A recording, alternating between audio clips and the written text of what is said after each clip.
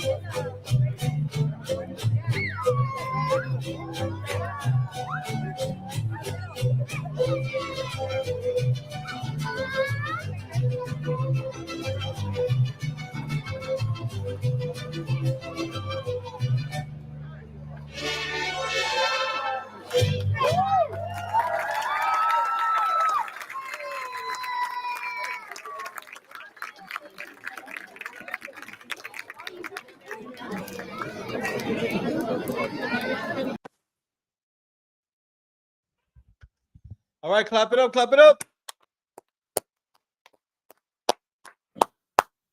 I'm Priest and Officer Ashar Gapan of the Israelite School of Universal Practical Knowledge under Commanding General Yohana. The ISUPK started out of 1 West 125th Street right here in Harlem, New York.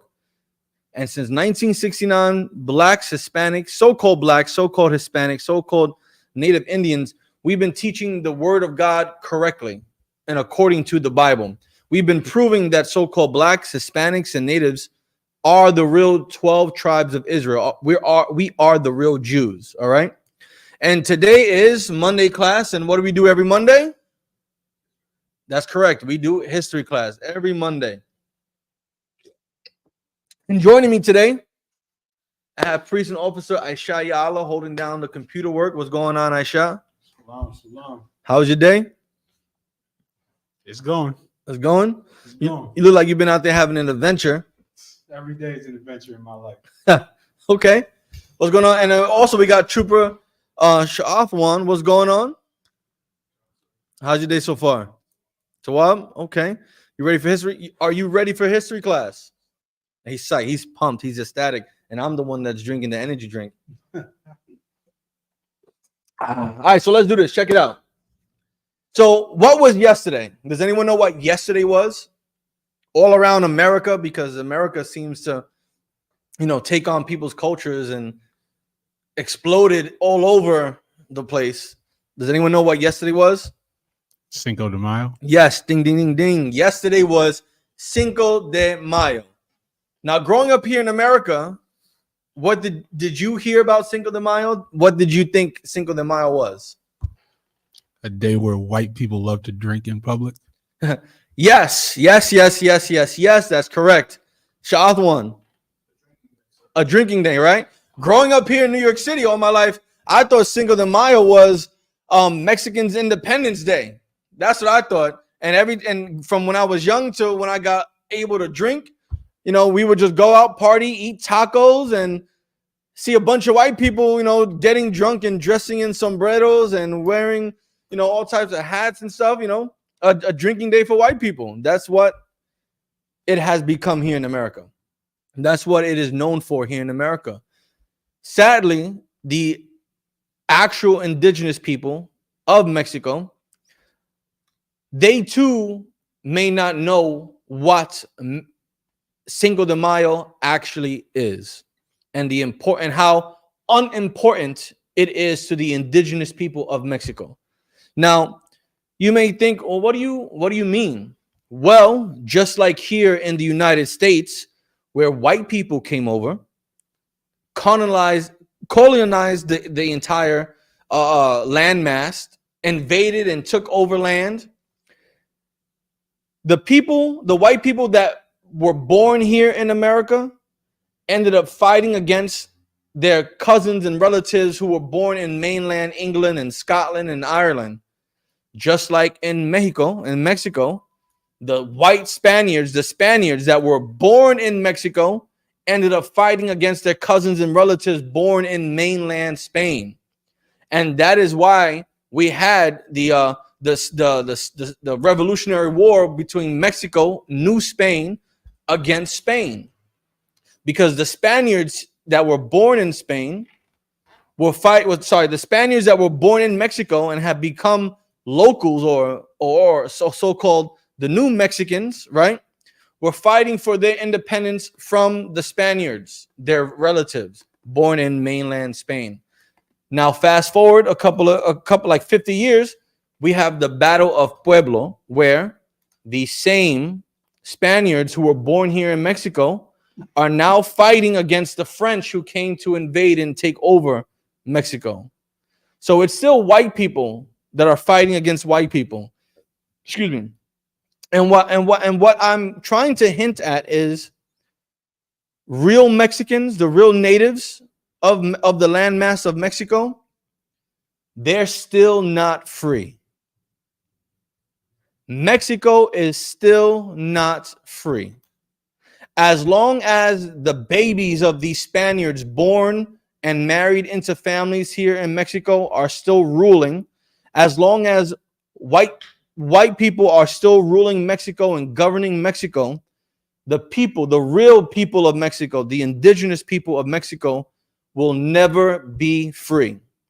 As long as America, the United States, still holds California, Texas, Arizona, New Mexico, still holds these territories, Mexico is still not free. So what we're going to dive into today is we're going to go into some of the history of Cinco de Mayo, talk about one or two of the major players and who these people really are. All right. So if you can, Baba Kasha. Okay, that was Yashikar Banyashikar, the camp leader of Mexico, texting me. If you can share the first tab that's there. Yep, presents. Nope, right there, perfect. And we're gonna use this article from Tallahassee Democrat, right? And we're gonna talk about it. Go ahead, read, please. What is Cinco de Mayo? Holiday's origins and why it's celebrated in the U.S. So let's get into it.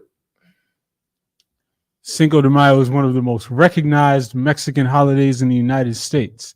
It's when people search for half-price margaritas and feast on Mexican food. Right? Because you get two for the price of one margaritas, right? But it costs like $5, $3, right? And then you get those nice tacos. You get the nice fruit snacks with the tamarind on it, right? And the tajin, right? You go all these carnivals, get these cheap Mexican food, and you just eat tacos and drink beer all day and take shots of tequila. Keep going.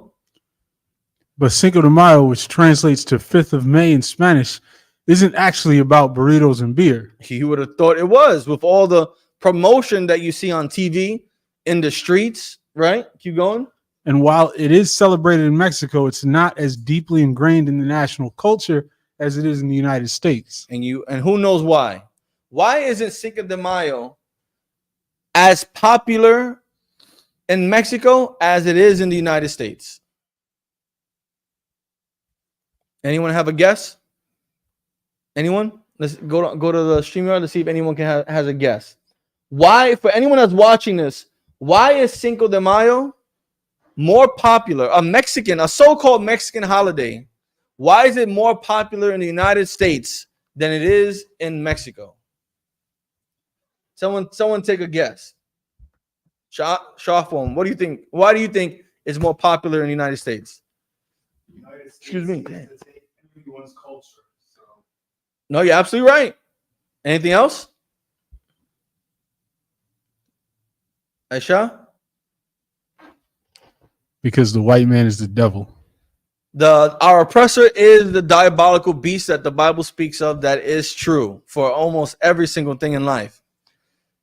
The two of the main reasons that I have been able to deduce this down to is because, one, during the Civil War here in America, this became an idea or an event that was accepted by the Union forces, right? Because during the Battle of Puebla, which we're going to get into, the French were the ones that were fighting against the Mexican army, and the French were also the ones that were providing aid to the South. So imagine this war where Mexicans win and how it would boost the morale for the Union fighting the South. We all know the South had all these resources, and the North didn't have that much access to food, goods, and stuff, because all the raw materials that they were used to make clothing, that they can make food out of, will come from the South. So this was kind of like a morale boost, right? And then the people that lived in the area of Mexico, like Mexico City and Puebla, a lot of those Mexicans immigrated to places like Chicago, to places like San Diego, to places like right here in New York City. So they carried those traditions to these areas, which, of course, America is going to just gobble it all up and incorporate it into its assimilation pot, right? So those are the two reasons that I can conclude on why it's so big here in America and not as big as it is in Mexico. Please keep going. In Mexico, Cinco de Mayo is primarily observed in the state of Puebla, where the historic Battle of Puebla took place. It commemorates the Mexican victory over the French Empire on May 5th, 1862. During the same times as the Civil War. However, it's often misunderstood as Mexico's Independence Day, which is celebrated. It's often misunderstood as Mexico's Independence Day. You know why? Because no one really knows no one in America really knows what Cinco de Mayo really was and what happened on that day, and the events that transpired the days before and after. So they just assume, like we did growing up, Cinco de Mayo is Mexico, the day Mexico got its independence. I was literally told that by my Spanish teacher, Miss Prager, in high school. So like Miss Prager was a definition of a Spaniard, and I would make fun of her face whenever she would laugh. She would do like some face. I would always make fun of her, Miss Prager, She literally told the class this was Mexico's Independence Day. Shout out to Miss Prigger, you liar. Please continue. Despite its significance in Mexican history, Cinco de Mayo holds more importance in the United States. But why? Here is everything you need to know about Cinco de Mayo. Let's get into it. Mexican Independence Day, or Dia de la Independencia, came on September 16th, 1810. So like 50 years earlier was the actual independence for Mexico, when Mexico got its independence from Spain. But keep in mind, this was the Spaniards, white people born in Mexico, who wanted independence from their relatives living in Spain. So it's not really Mexico's independence. It's Spaniards living in Mexico who got their independence from Spain, kind of like with the American Revolution. White people in America wanted their independence from the tyranny of England. They didn't want to pay all these high taxes for tea and everything else. It's the same thing that happened in Mexico. Please continue. Cinco de Mayo came more than 50 years later when French Emperor Napoleon III wanted to claim Mexico for himself. Now, this isn't Napoleon Bonaparte, the one that we read about in the French Revolution and all that. This is like, I believe, his nephew or something like that. Napoleon III. Keep going. The French sent troops to force Mexico's President Benito Juarez and the government out of Veracruz. Now, so just to give you a little backdrop, right? So once Mexico was able to get their independence from Spain, right? Mexico was having great difficulty trying to pay their world debt. So, you know, like every country that gains independence, they have a debt because of import-export businesses. They had a debt to England. They had a debt to Spain. They had a debt to France. And England, Spain, and France all came together to talk about how we're going to make Mexico pay their debt, because President Benito Juarez, he made a law that banned paying the worldly debt for 2 years. And England didn't like it, Spain didn't like it, and France did not like it. So they all got together, they all came together and discussed on how they were going to get Spain to pay back their debt. They all decided to send fleets and armies to Mexico, but France was the one that took it too far, and they invaded Mexico, primarily around the area of Mexico City. Keep going. On May 5th, 1862, in a small town in east central Mexico called Puebla, 2,000 Mexican soldiers faced 6,000 French troops at daybreak. Incredibly, Mexico claimed victory by the evening, and Juarez declared May 5th a national holiday. Now, right? 2,000 men against 6,000 men. That's an extraordinary victory, right? So President Juarez made Cinco de Mayo, the 5th of May, a national holiday to remember this great victory over such a mighty force. You know, France was still powerful in these days and age.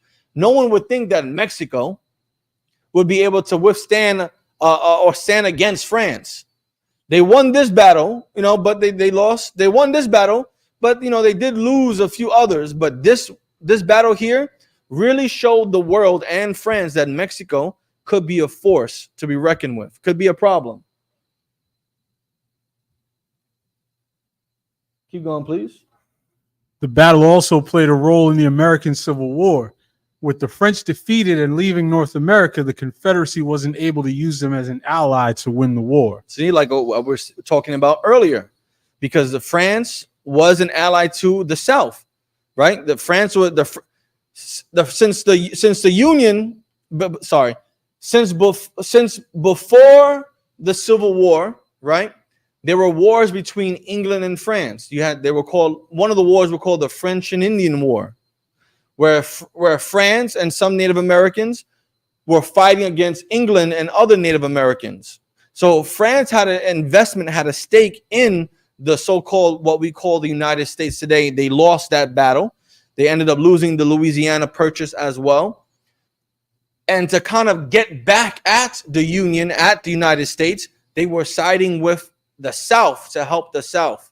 And since they were defeated in North America, And we're learning about the defeat now here against Mexico. It kind of torn that relationship between the south of the United States and France apart. Keep going. The victory in the Battle of Puebla was a significant morale boost for the Mexicans. The French army, one of the most powerful in the world at that time, was trying to establish a foothold in Mexico. Zaragoza and his troops defeated the much larger and better equipped French army led by General Charles de Lorentz, according to History.com. The victory delayed the French advance toward Mexico City and gave the Mexican government time to prepare for further attacks. The victory also had international implications, as it helped to demonstrate that the French army was not invincible. This indirectly affected the American Civil War, as it discouraged Napoleon III from providing support to the Confederacy. This support could have changed the outcome of that war. Despite the Battle of Puebla's significance, the French victory there did not end the French occupation of Mexico. It did not. Keep going. Mexico gained its independence from Spain. The Mexican War of Independence began on September 16, 1810, when the priest Miguel Hidalgo y Costilla made the famous Grito de Dolores, a call to arms for the Mexican people to rise up against Spanish colonial rule.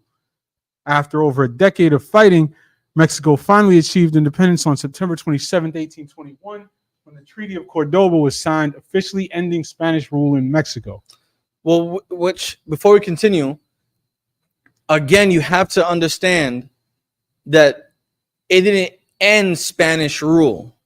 It ended the empire of Spain from having control over New Spain, which is Mexico.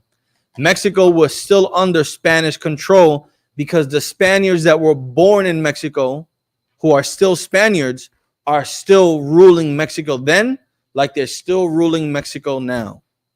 Continue. Cinco de Mayo is celebrated in the United States and Mexico, but it is a much more significant observance in the U.S. Yeah, and here in the United States, they're getting white boy wasted on Cinco de Mayo. How do you say white boy wasted in Spanish? Let me Google it. Hold on. Let me Google it. White boy wasted. Chico blanco pedido. I don't say white boy drunk. Hold on. Chico blanco borracho. There we go. White boy wasted. Here in America, everyone's getting Chico blanco borracho. White boy wasted. White boy drunk here in America celebrating Cinco de Mayo. All right, keep going. While there are Cinco de Mayo celebrations throughout Mexico, notably in the city of Puebla, the event doesn't compare to the celebrations of Dia de la Independencia. Right, because Dia de la Independencia, Mexicans' Independence Day, is a much more significant holiday to the country of Mexico because that's where they got the independence from their Spaniard, the Empire of Spain's, their slave masters. Keep going. The reasons for its popularity in the U.S. are varied. The celebration of Cinco de Mayo began as a form of resistance to the effects of the Mexican-American War in the late 19th century. The holiday gained popularity during the Chicano movement of the 1960s and 70s. Cinco de Mayo is heavily commercialized in the United States, particularly by the food and beverage industries, which promote it as a day to enjoy Mexican food and drinks. Right? So you get all these good deals off of drinks, right? You know, you got what do you got? You got Jose Cuervo tequila, you got Casamigos, you got Don Julio, you got Patron, you got Hornitos, right? You got the beer Sol, right? You got the beer Corona, you got the beer Tecate, I believe that's what it's called. You got the beer Modelo, right? All these Mexican style beers and drinks are promoted throughout the earth on Cinco de Mayo here in the United States. Tacos galore. You know, people are shoving their face with tacos and quesadillas and guacamole and chips and stuff. People are going, like you saw the first video, the video in the beginning where the children are dancing. Aisha and I were discussing, is that even really Mexican culture? We can say yes, it's Mexican culture because it's been part of Mexico for God knows how long, like the 1700s, the 1800s. But the indigenous people of Mexico didn't dress like that prior to the Spaniards coming, right? Aisha brought up the point that over there in Spain, where bullfighting and bull running is so popular, that many of the bullfighters, the matadors, dress up similarly to how those kids dressed, right? You got a lot of the white Spaniard women with those flowy dresses that are wide in the bottom and have extra. That's popular amongst them. But since the Spanish babies were born in Mexico and they considered themselves Mexican, that, and they were the ruling class of Mexico, that is what the culture of Mexico has adopted. When you think of Mexican culture, you think of the flowers in their hair, you think of the big hats and the designs and the bullfighting outfits, when it's really not Mexican culture, it's Spanish culture. You want to say something? Yeah, I went to Spain. You gotta speak up, all right? I went to Spain, and all that was actually in Spain. That kind of clothing and all that. Yeah, And the bull riding and all that is all what you saw right there. correct. The French, why were they in Mexico?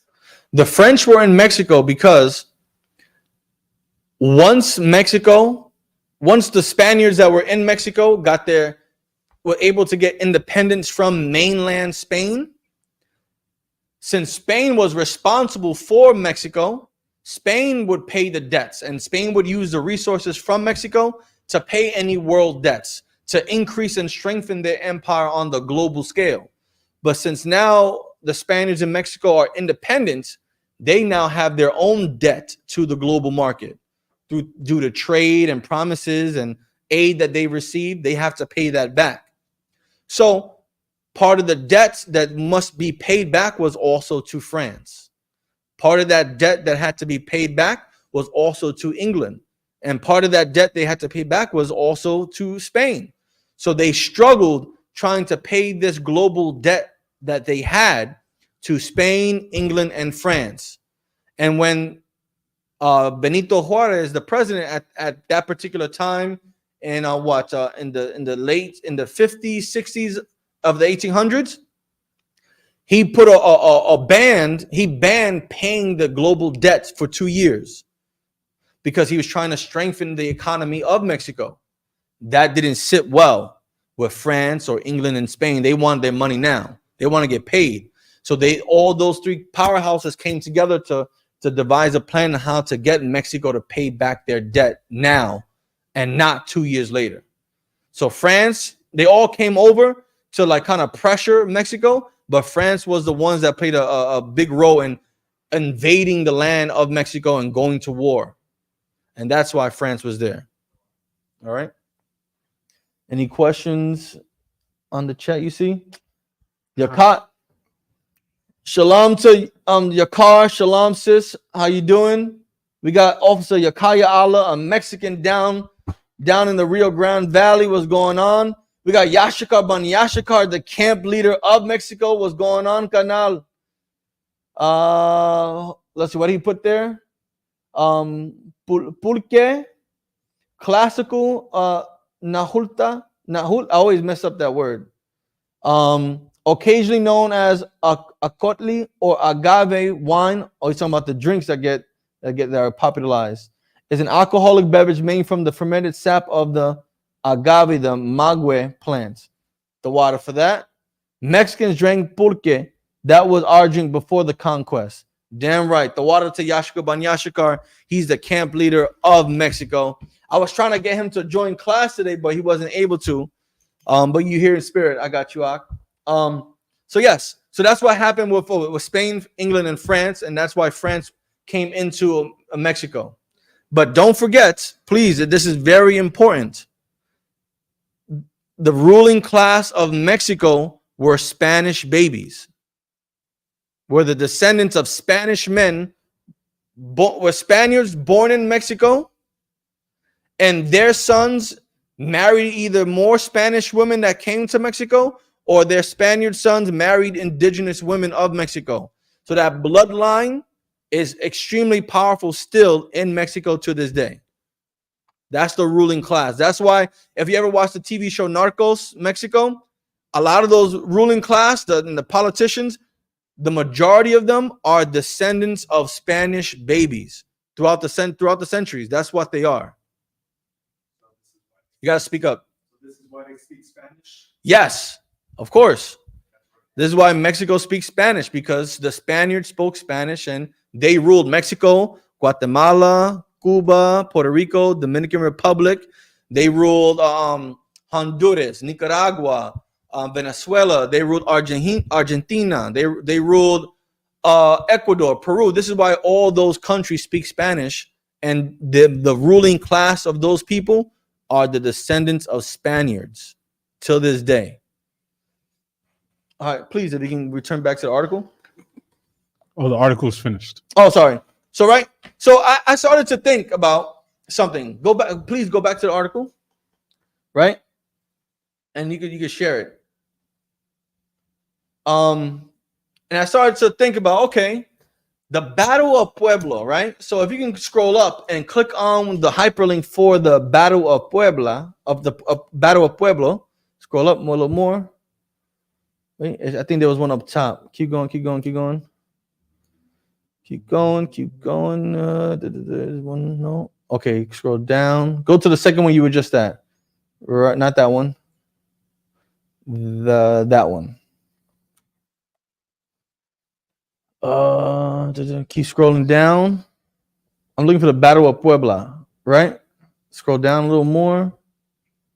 Click that hyperlink. There we go. Right? And you can share this. Every May. Make sure they can see it. Babuka Shah. Perfect. So I started to think, okay, Cinco de Mayo is not a day of getting chico blanco borracho, white boy wasted. If it's not a day about getting white boy wasted, then what really was it about? It was about the battle in Pueblo, where 6,000 French army men fought against 2,000 Mexican army men, right? So it made me want to go and learn a little bit more about the Battle of Pueblo. Please read. During the French-Mexican War from 1861 to 1867, an outnumbered Mexican army defeats a powerful invading French force at Puebla. The retreat of the French troops at the Battle of Puebla represented a great moral victory for the people of Mexico, symbolizing the country's ability to defend its sovereignty against a powerful foreign nation. In 1861, Benito Juarez became president of Mexico, a country in financial ruin, and he was forced to default on his debts to European governments. So see, this is what I was saying that they had such great difficulty paying back their debts to European countries like Spain, England, and France. So he defaulted on them. Keep going. In response, France, Britain, and Spain sent naval forces to Veracruz to demand reimbursement. Britain and Spain negotiated with Mexico and withdrew, but France, ruled by Napoleon III, decided to use the opportunity to carve a dependent empire out of Mexican territory.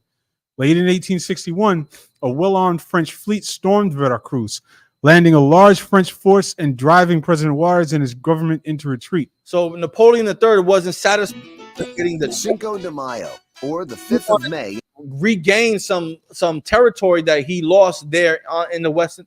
He wanted to regain territory that France lost in the Western Hemisphere. And he thought that this would be a good opportunity to take advantage of the situation and carve out a piece of Mexico for France. Keep going, please. Certain that French victory would come swiftly in Mexico, 6,000 French troops under General Charles de Lorentz set out in May 1862 to attack Puebla de Los Angeles. From his new headquarters in the north, Juarez rounded up a ragtag force of loyal men and sent them to Puebla. No, it's okay. Led by General Ignacio Zaragoza. Who? General Ignacio Zaragoza. Okay. An estimated 2,000 to 5,000 Mexicans fortified the town and prepared for the assault by the well-equipped French force.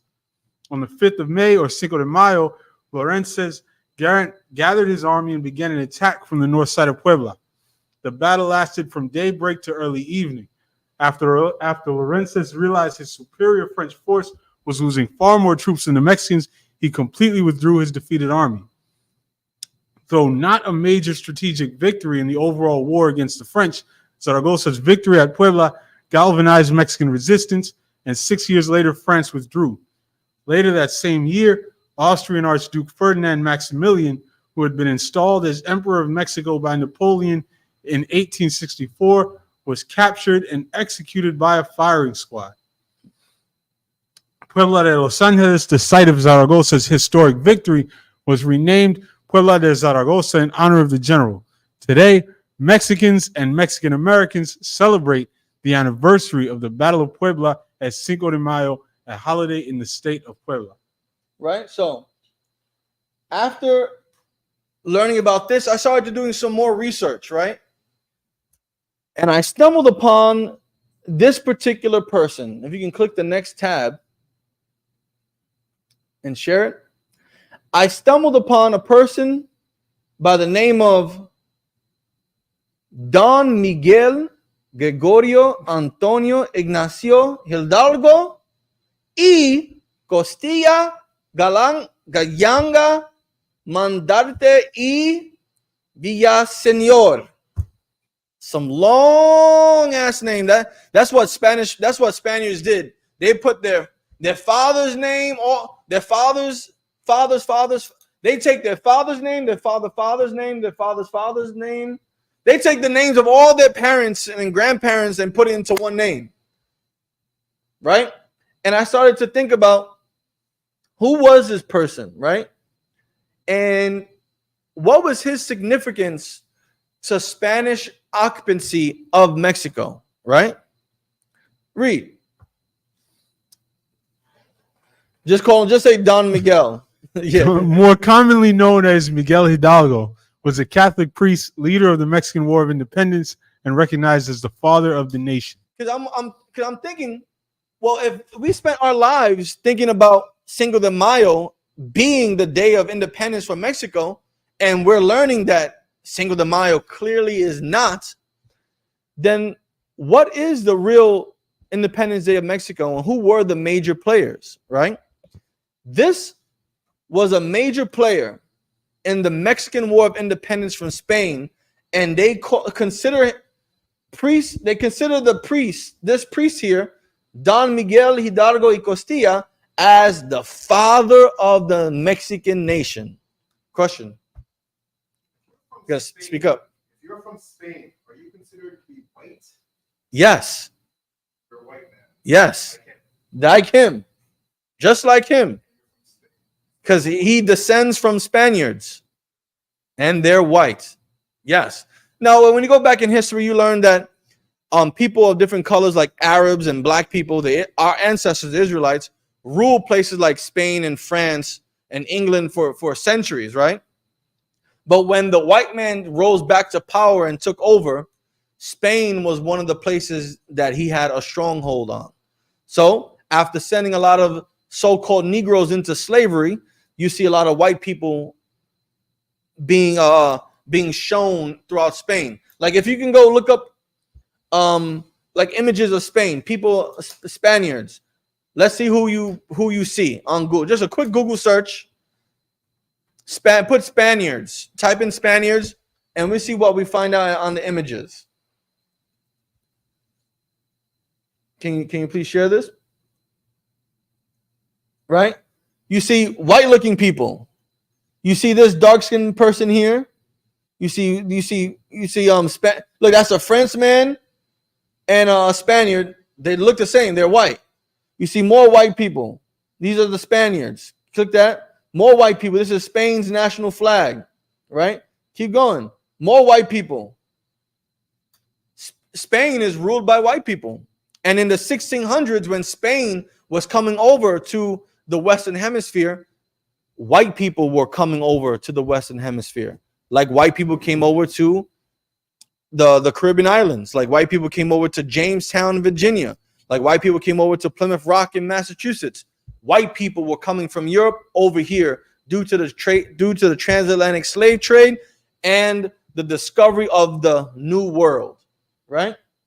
So let's go back. This could be a crowd of white people anywhere in America, right? Yeah, that looks like what that looks like. Times Square. That looks like Fifth Avenue on St. Patrick's Day parade, just with Spanish flags. Instead of using green and white, they got red and yellow for Spain, right? Go to the chat real quick, see if there's anything in the chat. Mexicans drink, okay. Hola. Shalom to everyone that's joining the chat. Okay. So let's learn about this Spaniard, this white man, right? Please continue. A professor at the Colegio de San Nicolás Obispo in Valladolid, Hidalgo was influenced by Enlightenment ideas, which contributed to his ouster in 1792. So he was a priest, a Catholic priest. And we all know how the Catholics, the Jesuits and all of them hated the Enlightenment movement, the scientific Reformation, right? Keep going. He served in a church in Colima and then in Dolores. After his arrival, he was shocked by the rich soil he had found. He tried to help the poor by showing them how to grow olives and grapes, but in New Spain, modern Mexico, growing these crops was discouraged or prohibited by colonial authorities to prevent competition with imports from Spain. On 16th September 1810, he gave the Cry of Dolores, a speech calling upon the people to protect the interest of their King Ferdinand VII, held captive during the Peninsular War, by revolting against the European-born Spaniards who had overthrown the Spanish viceroy Jose de Iturrigari. So here, there's conflict already against European-born Spaniards and the Spaniards born in Mexico. And Don Miguel Hidalgo was a Spaniard here in Mexico. Was a Spaniard born in Spain, but came to Mexico, right? Keep going. He marched across Mexico and gathered an army of nearly 90,000 poor farmers and Mexican civilians who attacked Spanish Peninsular and Criollo elites. And what? And Criollo elites. What is Criollo? What is that? I want you all to keep that word, the Peninsular and the Criollo elites, right? Keep that in mind. That's very important to the Mexican independence and to Cinco de Mayo, the Battle of Puebla. Keep going, please. Hidalgo's insurgent army accumulated initial victories on its way to Mexico City, but his troops ultimately lacked training and were poorly armed. These troops ran into an army of well-trained and armed Spanish troops in the Battle of Calderon Bridge and were defeated. After the battle, Hidalgo and his remaining troops fled north, but Hidalgo was betrayed, captured, and executed. Right? So scroll. So here, right, we see. Let's go back up. So on May 8th, 1753, Benjamo Nueva Galicia, Viceroy of New Spain. Sorry, I was right in the beginning, and I corrected myself and was wrong when I corrected myself. Click on the Benjamo Nueva Galicia. Right? That's here in Mexico. So he was a Spaniard born in Mexico. He was a Spaniard born in Mexico. And they called those people criollos. Right? Read what it says. In Hispanic America, criollo is a term used originally to describe people of full Spanish descent. Of what? Of full Spanish descent. So a person, we're just talking about Mexico right now. In Mexico, if someone was called a criollo, they are a person that is full-fledged Spanish descent. That means their mother and their father are both Spaniards, but they're just born in Latin America. They're born here in this side of the world. He was born here in Mexico, right? So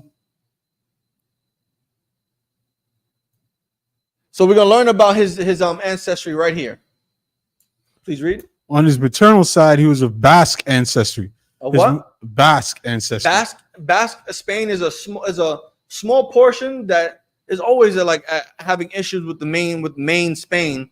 It's located in Spain, and they've been having so much conflict with retaining their own independence and sovereignty in Spain. So his mother was technically still from Spain. Keep going. His most recent identifiable Spanish ancestor was his maternal great-grandfather, who was from Durango, Biscay. On his paternal side, he descended from Criollo families native to Terupilco, which were well respected within the Criollo community. So his father was born in Mexico, and his father was born in Mexico, and his father was born in Mexico, but his father was a Spaniard. So these are what the criollos are: Spaniards of full Spanish descent, born here in New Spain, or what we call today as Mexico. Eventually, the criollos became attached to the of Spanish descent. So your father had to be of Spanish descent, right? Keep reading. Hidalgo's father was a hacienda manager in Valladolid, Michoacán, where Hidalgo spent the majority of his life. 8 days after his birth, Hidalgo was baptized into the Catholic faith in the parish church of Cuiteo de los Naranjos. Hidalgo's parents had 3 other sons, Jose Joaquin, Manuel Mariano, and Jose Maria, before their mother died when Hidalgo was 9 years old. A stepbrother named Mariano was born later. In 1759, Charles III of Spain ascended to the throne of Spain. He soon sent out a visitor general with the power to investigate and reform all parts of colonial government. During this period, Cristobal was determined that Miguel and his younger brother Joaquin should both enter the priesthood and the hierarchy of the Catholic Church. Being of significant means, he paid for all of his sons to receive the best education the region had to offer. After receiving private instruction, likely from the priest of the neighboring parish, Hidalgo was ready for further education. Okay, we can stop there, right? Yes, look at the next link. Baba Gashav, you can share the next link. Criollo people. Let's learn about them. In Hispanic America, criollo is a term used originally to describe people of full Spanish descent born in the viceroyalties. In different Latin American countries, the word has come to have different meanings, mostly referring to the local born majority. Historically, they have been misportrayed as a social class in the hierarchy of the overseas colonies established by Spain beginning in the 16th century, especially in Hispanic America. They were locally born people, almost always of Spanish ancestry, but also sometimes of other European ethnic backgrounds. So keep in mind, we got to keep reiterating this. These people who are labeled this particular way, the criollo, were Spaniards, descendant of Spanish people, or other Europeans that were living here in Latin America. Keep going. Their identity was strengthened as a result of the Bourbon reforms of 1700, which changed the Spanish Empire's policies towards its colonies and led to tensions between criollos and peninsulares. A what? Criollos and peninsulares. So we saw that before when we were learning about Don Miguel, right? So we know what the criollos are. What are the peninsulares? Who are they? In the context of the Spanish Empire, peninsular was a Spaniard born in Spain. What? Was a Spaniard born in Spain. A Spaniard who was born in Spain, whereas the criollos were Spaniards born in Mexico or descended from Spaniards born in Mexico. Keep going. Residing in the New World, Spanish East Indies, or Spanish Guinea. Nowadays, the word peninsulares makes reference to peninsular Spain, and in contrast to the islanders. So there's a battle going on, right? Between Spain and New Spain, which is Mexico. And in this battle, you have the criollos, who are Spaniards that have just been born and been living in New Mexico, in New Spain and Mexico. And then you have the peninsulares, who are Spaniards born in Spain, but have traveled to come to New Mexico. So you have this battle between the two of them. Keep going.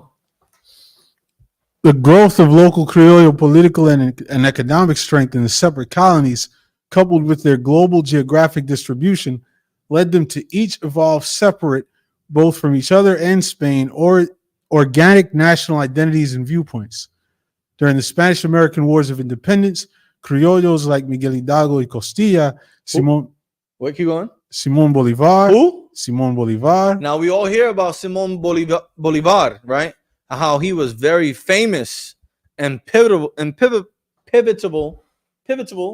I always mess up this word. Pivotal in independence of Latin America. He was a criollos, meaning he was a Spanish baby. He was not of ethnic descent on his father's side. He was a Spanish baby on his father's side. What's he saying there? No, that's nothing. Okay. Keep going, please. And Jose de San Martin became Jose de San Martin. Can you hover over his name, please? Because that's another famous name. Back in Argentina and Chile and Peru. He is also a criollos. He is a Spanish baby. He is not an indigenous person. He is not indigenous to the land here. His blood bleeds white. He's a white baby. Keep going, please. The word is used today or became the main supporters of independence from Spanish rule in their respective countries. The word is used today in some countries as an adjective defining something local or very typical of a particular Latin American country. And this is very similar to what happened here in the United States. You have Benjamin Franklin, George Washington, Thomas Jefferson. You got all these founding fathers who are white, English and Scottish and Irish descent and everything, and Andrew Jackson of European descent. You have all these people living in the Union, in the 13 colonies. They're European babies, they're white babies. And they fought against their fathers and their homeland and their father's homeland to get independence from them so they can rule themselves here in this new land. It's the same thing that happened in Latin America, in Mexico and Puerto Rico and Peru and Argentina. You got the descendants of Spaniards, Spanish babies living and born here in Latin America, fighting for independence against their father's homes, Spain. Please continue. The word criollo and its Portuguese cognate criollo are believed by some scholars, including the eminent Mexican anthropologist Gonzalo Aguirre Beltran, to derive from the Spanish-Portuguese verb criar, meaning to breed or to raise. However, no evidence supports this derivation in early Spanish literature discussing the origin of the word. In Spanish colonies, an Español criollo was an ethnic Spaniard who had been born in the colonies, as opposed to an Español peninsular born in Spain. So either way, you're still a Spaniard. Please keep going. Spaniards born in the Spanish East Indies were called insulares. Whites born in colonial Brazil with both parents born in the Iberian Peninsula were known as mazombos. And the Iberian Peninsula is over there in Portugal and Spain. Keep going. Europeans began arriving in Latin America during the Spanish conquest. And during the colonial period, most European immigration was Spanish. In the 19th and 20th centuries, millions of European and European-derived populations from North and South America did immigrate to the region. According to church and census registers for Acatzingo in 1792, during colonial times, 73% of Spanish men married Spanish women. Ideological narratives have often portrayed criollos as a pure Spanish people, mostly men, who were all part of a small, powerful elite. However, Spaniards were often the most numerous ethnic group in the colonial cities, and there were menial workers and people in poverty who were of Spanish origin throughout all of Latin America. The criollos allowed a syncretism in their culture and gastronomy, and they, in general, felt more identified with the territory where they were born than with the Iberian Peninsula. Evidence is their authorship of works demonstrating an attachment to and pride in the natives and their history. They sometimes criticized the crimes of the conquistadores, often denouncing and defending natives from abuse. In the colony's last 2 centuries, criollos rebelled in response to the harsh suppression of indigenous uprisings. They allowed the natives and the mestizos, which are indigenous and European mixed, to be schooled in the universities and art schools, and many natives and mestizos were actually notable painters and architects, mostly in the Andes, but also in Mexico. The mixed religious or secular music appears since the 16th century in Spanish and indigenous languages. Baroque music is imported from Spain, but with European and African instruments such as drums and congas appears. The Spanish also introduced a wider musical scale than the indigenous pentatonic, and a melodic and poetic repertoire transmitted by writings such as songbooks. Common of it is the sung voice. Common in the European Baroque music, the mixed aesthetics are the fruit of diverse contributions, indigenous African and especially Spanish and European. Instruments introduced by the Spanish are the tirimillas, sackbuts, dulcians, orlos, bugles, violas, guitars, violins, harps, organs, etc., along with percussions that can be indigenous or African. You can hold on, scroll down a little more. Keep going, keep going, keep going. Right there to the criollos and the Wars of Independence. Until 1760, the Spanish colonies were ruled under laws designed by the Spanish Habsburgs, which granted the American provinces broad autonomy. That situation changed by the Bourbon reforms of the 1700s during the reign of Charles III. Spain needed to extract increasing wealth from its colonies to support the European and global wars it needed to maintain the Spanish Empire. The crown expanded the privileges of the Peninsulares, who took over many administrative offices that had been filled by criollos. At the same time, reforms by the Catholic Church reduced the roles and privileges of the lower ranks of the clergy, who were mostly criollos. By the 19th century, this discriminatory policy of the Spanish crown and the examples of the American and French revolutions led criollo factions to rebel against the Peninsulares. Yep. With increasing support of other castes, they engaged Spain in a fight for independence, 1809 to 1826. So pause it right there, right? So it said, with increased support of other castes, right? So people who weren't born of pure Spaniard descent, what do poor Black, Hispanic, and Native American people like to do? We follow our oppressors. We join the bandwagon of our oppressors. When our oppressors are being hurt, we hurt. When our oppressors go to war, we got to go to war for our oppressor. And when 9/11 came around, you had Black, Hispanic, and Native American people wanting to go fight the war. When you had World War II and World War I, what did you have? You had Black and Hispanic people wanting to go fight the war. When you had the Civil War here in America, what do you have? You had Black people wanting to go fight the war for their slave master in the South and fight the war to be free and fight for freedom in the North. We always love to follow our oppressor because we think that our oppressor will one day look upon us with gratitude and appreciation and take care of us, which never happens. So here, the criollos, who are Spaniards born in Mexico and ruling Mexico, they got the so-called half-breeds to join them.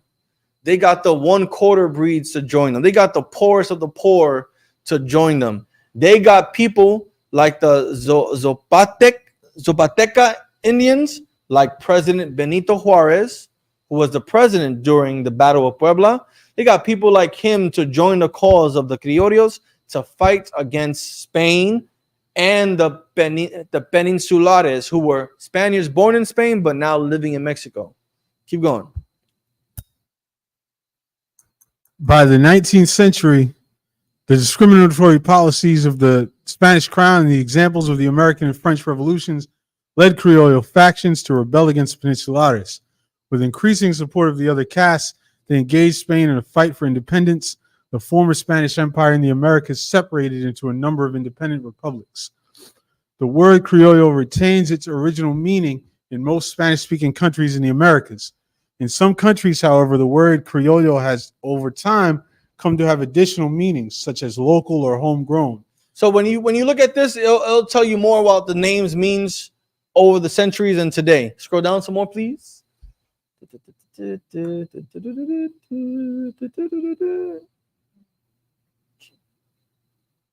Right.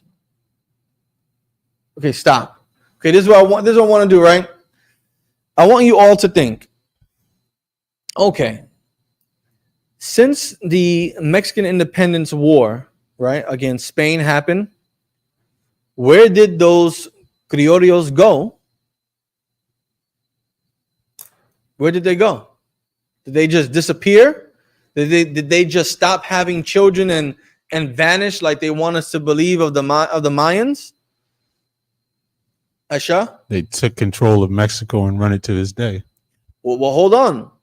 But what about the Peninsulares? Where did they go? Did they leave and go back to Spain? Or did they stay in Mexico? Where'd they go? They also run Mexico to this day. They what? They also run Mexico to this day. Hell yeah. You think these white boys left Mexico after they achieved independence? No. The criollos and the peninsulares still lived in Mexico. After this war of independence, they stayed in Mexico. Did they die out? No. They kept growing themselves, having families, marrying into getting women of indigenous descent, right? So this is the trick, right? I was trying to do some research on this, and we'll just do some research together, right? Let's just look up, right? Presidente Benito Juárez. What is his ethnic background? Is he a criollo, or is he a peninsulare, or is he, actual real Mexican? That looked like a Mexican right there. Right? That looked like a Mexican, but you can't just go based off looks, right? Because you got Spaniards sexually assaulting and marrying indigenous women and having children with them. And you don't necessarily have to come out looking like your father or your mother. The phenotype can vary, right? So he could be a Spaniard, or he could be indigenous to Mexico. Let's see what we can learn about him.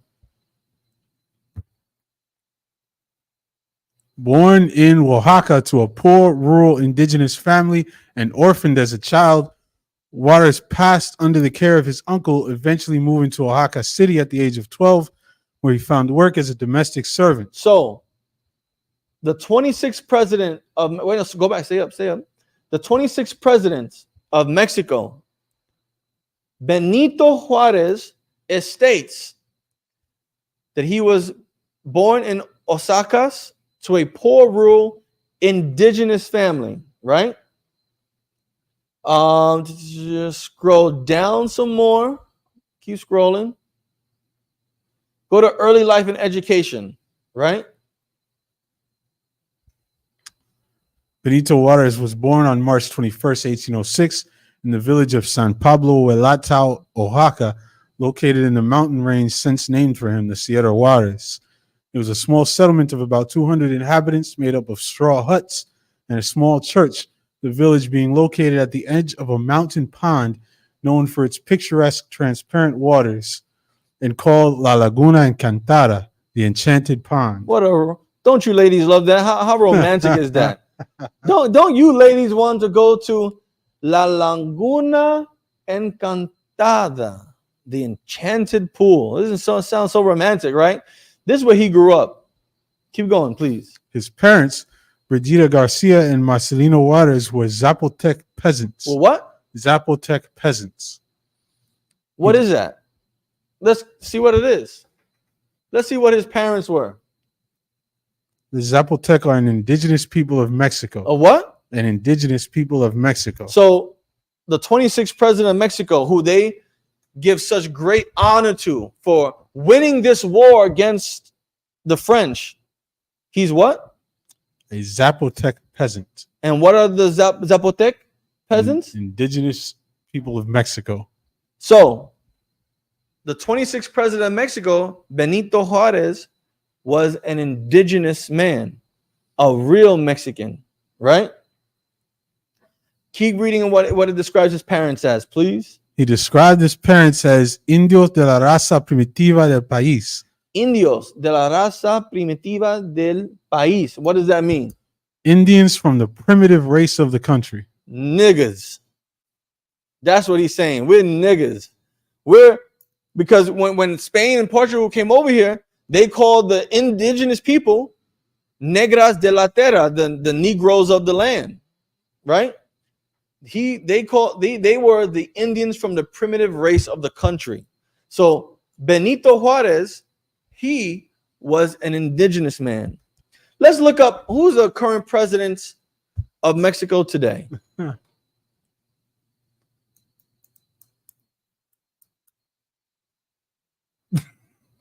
Look at this guy right here. Andres Manuel Lopez Obrador. Click on him, please. Let's find out. Let's read the top part. Andres Manuel López Obrador, born November. Sorry, before you continue, he looks. Please pull up a picture of George Bush Sr. Huh. Put up a picture of George Bush Sr.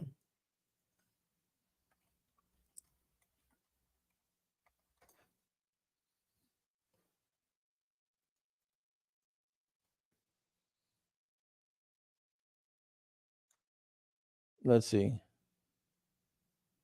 Right? Look at this image. Look at this image there. Now look at this other image. I don't know. Is that stretching it? Like, give me another. Put up. Who's another? Nixon, Reagan. Let's see. Give me another president. Jimmy Carter. Pull up Jimmy Carter. Let's see what Jimmy Carter looks like.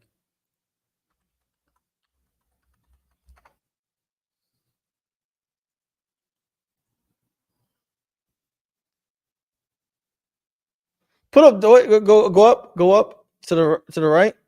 Pull up that image. Look at this image here, right? Just look at it. The facial features and the nose, the ears. Go back now. Go to the other image and look at that. The chin, the nose, the ears are different, right? Am I just stretching it? Am I just just making a controversy? Is this controversy right now? Conspiracy theory? This definitely looks like the old sheriff that'll pull you over in Louisiana, right? Back road. It looks like the sheriff from Baton Rouge, Louisiana, that is gonna hang you with the lynch squad because you're in his sundown town, right? Let's read a little bit about him. Born in Tepetitan, the municipality of Macuspana in the southeastern state of Tabasco, López Obrador earned a degree in political science from the National Autonomous University of Mexico, following a hiatus from his studies to participate in politics. You want me to scroll down to his early life? Yeah, now scroll down to his early life. He was born in Tepetitan, a small village in the municipality of Macuspana in the southern state of Tabasco, on 13th of November, 1953. He is the firstborn son of Andres López Ramón, son of Lorenzo López and Beatriz Ramón, and Manuela Obrador González, Tabasco and Veracruz-based merchants. They were what? They were merchants. Okay. Now read the next three sentences, a little slowly. His younger siblings include José Ramón, José Ramiro, Pedro Arturo, Pio Lorenzo, and twins Candelaria Beatriz and Martín Jesús. His maternal grandfather, José Obrador Revuelta, was a Cantabrian who arrived as an exile in Mexico from Ampuero, Spain, while his maternal grandmother, Ursula González, was the daughter of Asturians. Now, if you don't know anything, you're like, damn, he's a Spaniard. Right? You look at that image, you think he's a Spaniard. But read the next line. Through his paternal grandparents, López Obrador is also of indigenous and African descent. Now you gotta scrutinize that sentence, right? It says through his paternal grandparents, he is also of indigenous and African descent. Now I ain't trying to go through the man's skeletons, but how far back in his paternal line? Right? But just face value, right? Boom. Let's look up another president. So let's just say he is a indigenous Mexican, but on his paternal line, they're Spaniards. They're criollos. No, They would be considered peninsulares because they're from Spain and got exiled to Mexico. Who's this? His predecessor. Okay, let's find out about his predecessor. What's his name? Enrique Peña Nieto. Wasn't he the guy? When did he rule? He sounds like some guy that I learned about on watching Narcos Mexico. Go ahead. Let's read the little bit about him. He's a Mexican former politician who served as the 64th president of Mexico from 2012 to 2018.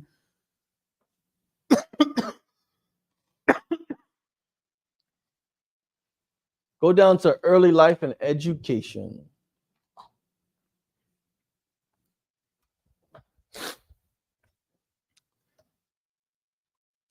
Enrique Peña Nieto was born on 20th of July, 1966 in You okay? Yeah. Take your time. And the white man don't want this information to come out.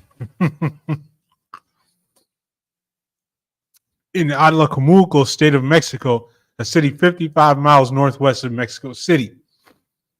He's the oldest of 4 siblings. His father, Gilberto Enrique Peña del Mazo, was an electrical engineer.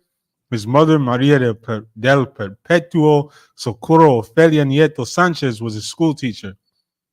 He's the nephew of 2 former governors of the state of Mexico. On his mother's side, Arturo Montiel. On his father's, Alfredo Mazo Gonzalez. He attended Dennis Hall School in Alfred, Maine during 1 year of junior high school in 1979 to learn English. Stop. Let's see if we can do some research, right? Because I always end up doing this, and I'll be amazed at how far back we can probably go. Wait, no. Stop right there. Highlight his father's name, Gilberto Enrique Peña del Mazo, and Google search his name.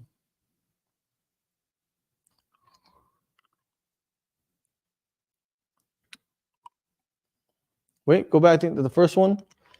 Residency.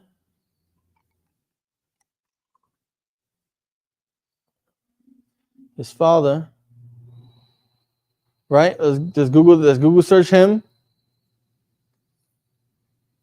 Let's click on that. Born on. Let's click on his father's name.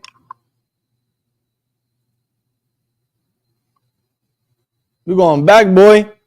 Woo! We're late 1800s now. Let's read that. Hold on. Oh, before you click it, Castella Academy, State of Mexico. He married Juan and Villa. They were the parents of at least 8 sons. Mexico. Go back. Yep.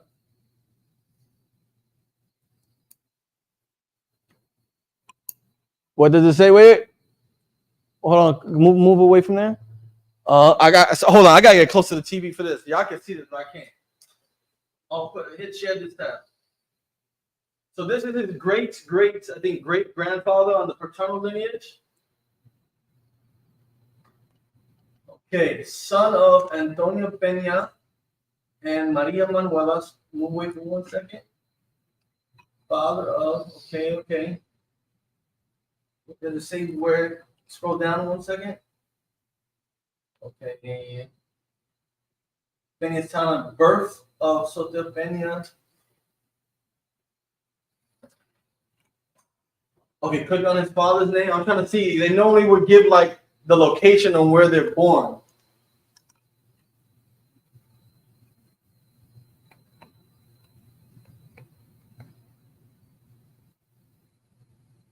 Okay, click on does it give the father? It's not showing his father. Yeah, father. Oh, no, it's not. We reached the end of the line. Yes. Damn. No way. You can't. The trail goes cold. Wait. 1823. First. And yeah. Humor me. Click view complete profile. Will they give us something? Ah, damn. Oh, man. Oh. Google last name Peña. Google the last name Peña. You know how common that name is? This is like, where does the last name Peña come? Because this right here, this person that we can't go back, he was born in 17 something, right?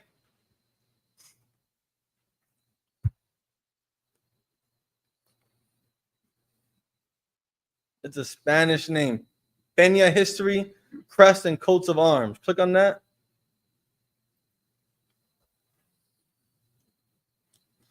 This is the Spaniard crest of arms for Peña.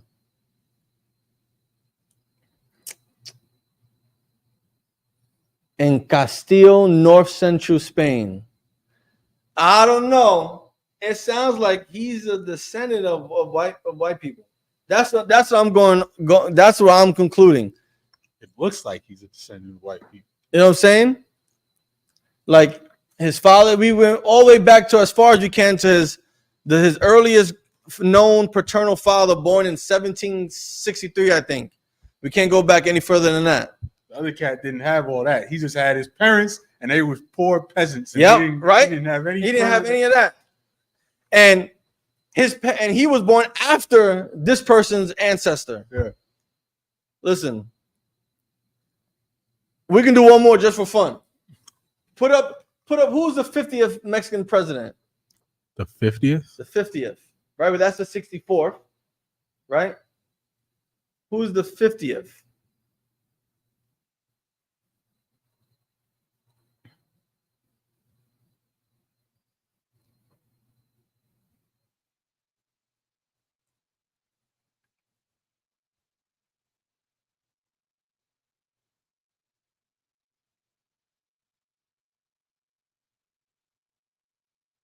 What's his number?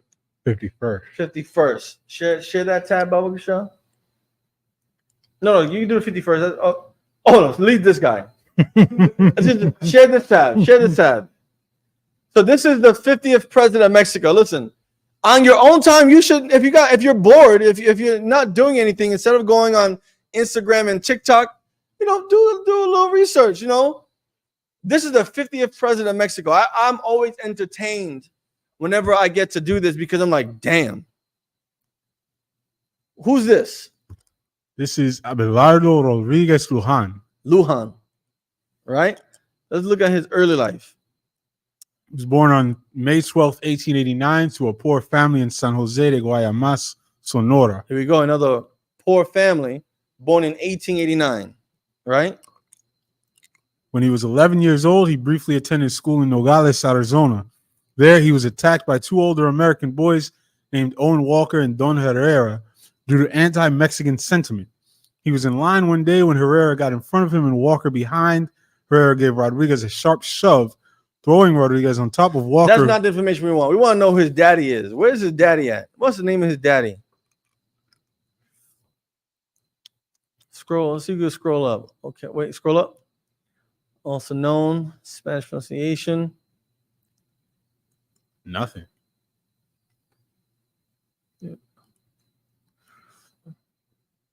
This has nothing on who his family is. Okay, go to the who's the 49th president? There's no way. We have to be able to type, like, if you copy his name and put family history. Yeah, let's see. Because I just want you to understand that Mexico is still not free. Do you all understand that? Mexico is still not free. Just like the natives here in the United States are still not free. Just like the so-called black man here in America is still not free. So-called Latinos, Hispanics, you're still not free here in America. Let's see.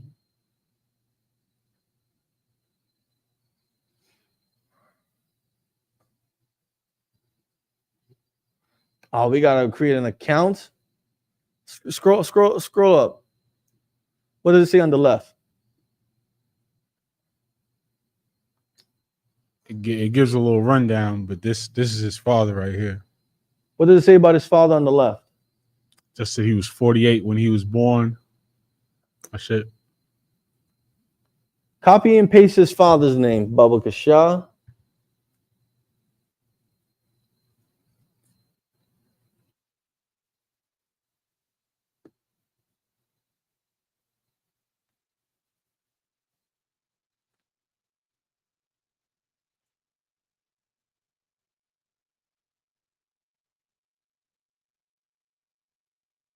Boom! Look at that. Look at that. Share that. Share that. Share that. Come on, man. Please share that screen. Can you go back to the StreamYard? Listen, I want all y'all who are watching, right? We go. Well, that was the 50th president? The 50th. Right? We took the 50th president of Mexico. We found out who his father was. We found out who his father's father was. We found out who his father's father's father was, and this is his father's father's father. Can you please read that name out, Michelle? Who's his father? Felix Rodriguez. Felix Rodriguez. That is the paternal lineage that the president of Mexico, the 50th president of Mexico, this is his paternal lineage. When was he born? 1771. And where was he born? Zafra, Badajoz, Spain. This is a criollos. He's a white man. This is a white man. The 50th president of Mexico is a white man. It's a white man. What do you think his children are? If it doesn't matter if he slept with the most dark-skinned woman in Mexico, you are who your father is. If your father's father is a Spaniard, a white man, then you are too. And it's because of things like this, they integrated into the culture. They married the people. They ingrained themselves into all of Mexico, where you don't even think of them as something different. And that is why Mexico is still not free. This is why Mexico cannot be free. You can take that off the screen, Baba Kashan. Listen, we can keep doing this all day long and going one by one and finding the ancestry of each president of Mexico to prove that these are the overwhelming majority of them are Spanish babies, white men ruling over the real Aztecas, the real Zapotecs, the real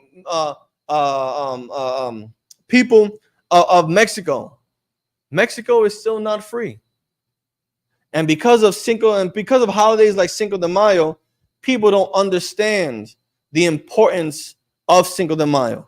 People don't understand the importance of the Spanish-Mexican War, the Mexican independence. The reason why Mexico is Mexico today is because Spanish babies ruled Mexico and they're separated from their daddies in Spain. And Spanish babies still rule Mexico.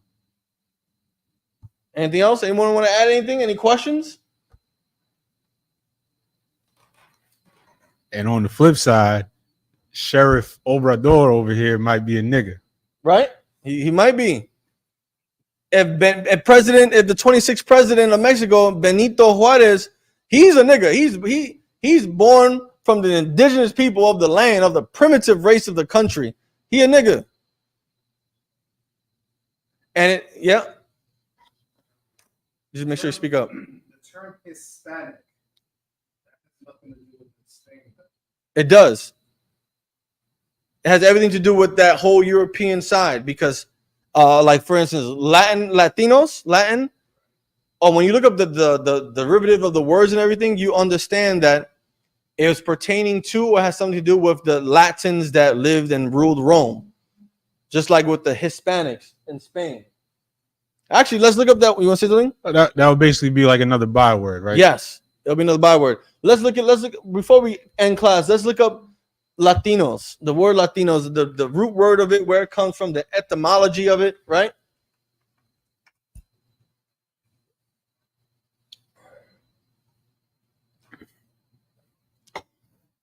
Let's look it up. You can share this, please.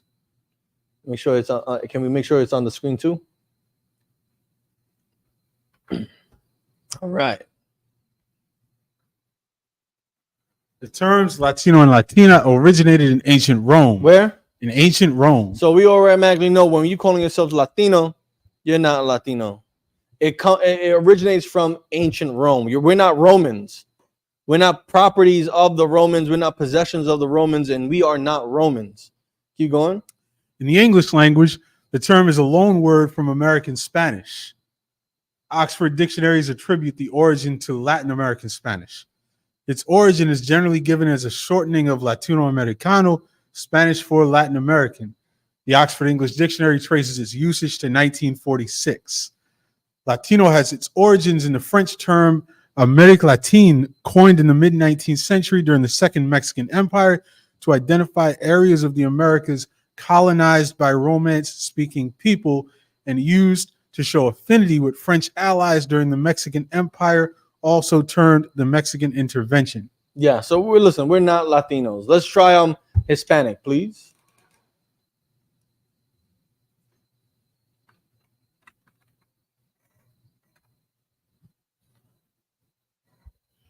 The term Hispanic refers to people, cultures, or countries related to Spain, the Spanish language, or Hispanidad broadly.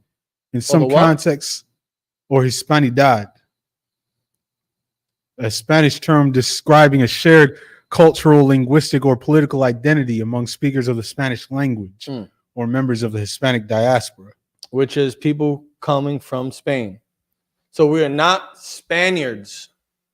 The indigenous people of the Americas are not Spaniards. We're not Hispanics, and we're not Latin, Latinos, Latinas. We're none of that. You want to say something else? No? All right, so with that, listen, Mexico still isn't free. So although everyone was getting drunk and eating tacos, eating that that's that big one, most popular. They love that pork, man. Our people love pork. What do they call it? The al pastor. They love that al pastor tacos. It was selling like hotcakes yesterday. I guarantee.